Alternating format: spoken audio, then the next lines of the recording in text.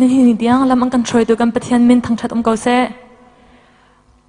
ก็หอนกับวันชิมตาลายเมื่อไรเขาจะกาเสียตุกเราเลยกับสลายกันเลยจะมาคุกันว่าชิมมันจะเช่นกันกูรู้ชินี่เลยสวยจะชิมพิบาร์จะมาเราลอกมาตัดชินเลยค่ะมาจะมาบัวตัดมาน่าชินชิมไหมมาจะมาชินชิมไหม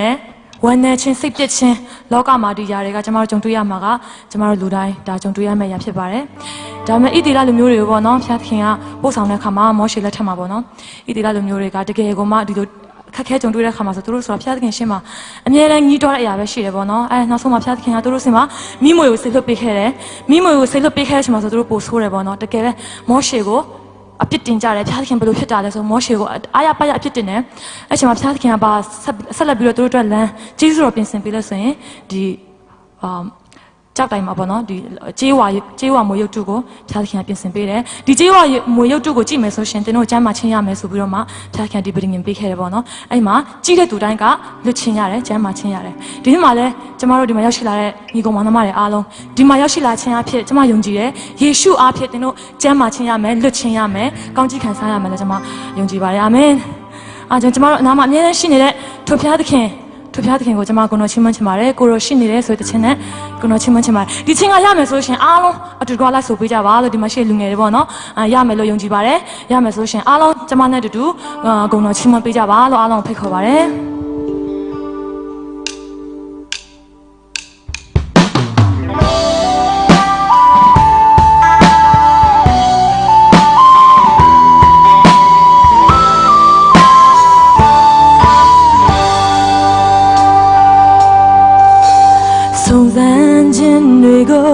ရင်ဆိုင်ရလေအခက်ခဲပြဿနာများတင်ကြုံတွေ့လေအရာရာကိုပိုင်တာသူကိုရောရှိနေတယ်ခံစားရဒုက္ခတွေအတွက်သူဖြေရှင်းခဲ့တယောက်တည်းအထီးကျန်ပြီးအဖို့မဲလို့ငယ်နေဒီလာလေ